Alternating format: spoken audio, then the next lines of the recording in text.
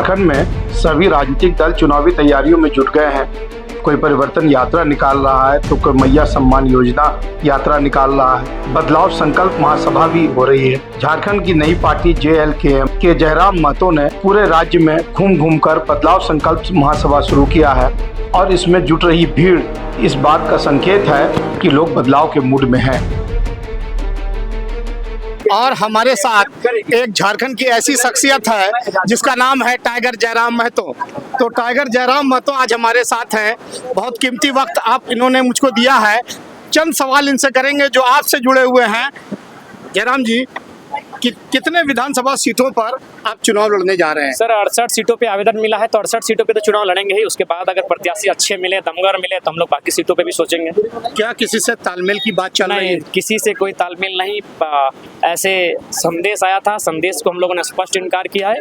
विधानसभा का चुनाव हम लोग अपने दम पे, अपनी पार्टी के दम पे लड़ेंगे। आप कितने सीटों पर लड़ेंगे? मैं 2 सीटों पे चुनाव लड़ूंगा। एक सीट डुमरी तय है और दूसरी सीट। तमाम सर्वे झारखंड में जितने सर्वे हुए हैं, तमाम सर्वे आपको किंग मेकर बता रहे हैं। अगर आप किंग मेकर बनते हैं, 20 सीट लाते हैं, तो आप किस गठबंधन के साथ जाना पसंद करेंगे, इंडिया या NDA? देखिए, सबसे पहली बात है कि जो राज्य के मुद्दों के साथ खड़ी रहेगी, और उसके बाद सबसे पहले हम लोग राज्य का भ्रमण करेंगे। यदि राज्य की जनता जिन्होंने हमें वोट दिया है, अगर वो संदेश देगी किसी गठबंधन के साथ जाने का, तो स्वीकार करेंगे, और नहीं तो हम लोग ऑपोजिशन, एक मजबूत ऑपोजिशन की भूमिका में बैठेंगे।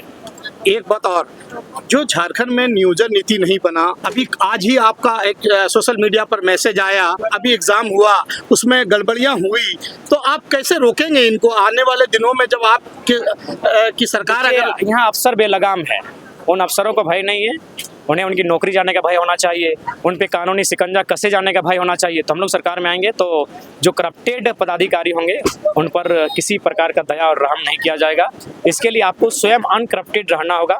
तो उसके लिए हमारे जो विधायक चुन के जाएंगे, अगर वो निष्ठापूर्वक रहेंगे तो किसी की मजाल नहीं होगी कि वह गलती करने का कार्य करेगा। हेमंत सोरेन को आप 10 में 10 कितने अंक देंगे जयराम जी? जी, उन्हें 3-4 अंक दे सकते हैं। एक बात और, असम के CM भाजपा के जो सह प्रभारी हैं, वो आपके यहाँ चाय पीना चाहते थे, क्यों मना कर दिया? नहीं, हमने मना कहाँ किया, हमने तो उनके निमंत्रण को स्वीकार किया।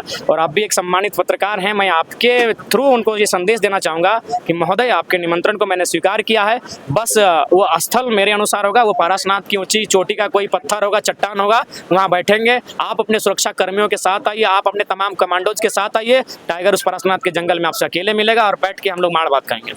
जयराम को डर लगता है कि नहीं? नहीं, चूंकि मुझे जब भी डर लगता है, मैं एक चीज याद करता हूँ कि इस दुनिया में सिकंदर भी आया था, इस दुनिया में बुद्ध थे, इस दुनिया में नानक थे, इस दुनिया में पैगंबर भी थे, इसी दुनिया में अशोक मौर्य भी थे, इसी दुनिया में अकबर से लेकर, इसी दुनिया में गुप्त वंश से लेकर, इसी दुनिया में पृथ्वीराज चौहान थे, इसी दुनिया में अंग्रेजों का शासन था, लेकिन वो सब मिल के मिट्टी में खाक हो गए, इस जहां से चले गए। इस जहां से मुझे भी चले जाना है, इसलिए मुझे किसी बात का भय नहीं है। मुझ में जो तेवर है, जो आज है, वो कल भी रहेगा। जो गलत करेगा उसके साथ मैं इसी तेवर से बात करूँ। आखिरी सवाल ये है कि जयराम महतो झारखंड के चीफ मिनिस्टर बनते हैं तो झारखंड के लोगों के लिए एक पहली प्राथमिकता बताइए कि क्या करेंगे? योजनाएं तो बहुत सारी होंगी। बिल्कुल, सबसे पहली बात है झारखंड में ही झारखंड का अर्थ छुपा है। झाड़ यानी जंगल और खंड यानी जमीन। हम सबसे पहले जमीन कानूनों को मजबूत करेंगे। जिन कंपनियों ने बिल्कुल ब्रिटिश हुकूमत से भी ज्यादा हमारी जमीनों का अधिग्रहण किया है, उनको सीधा संदेश जारी करेंगे कि अगर आपने उद्योग वहां स्थापित नहीं किया है तो उन जमीनों को खाली करें, रैयतों को देने का काम करें।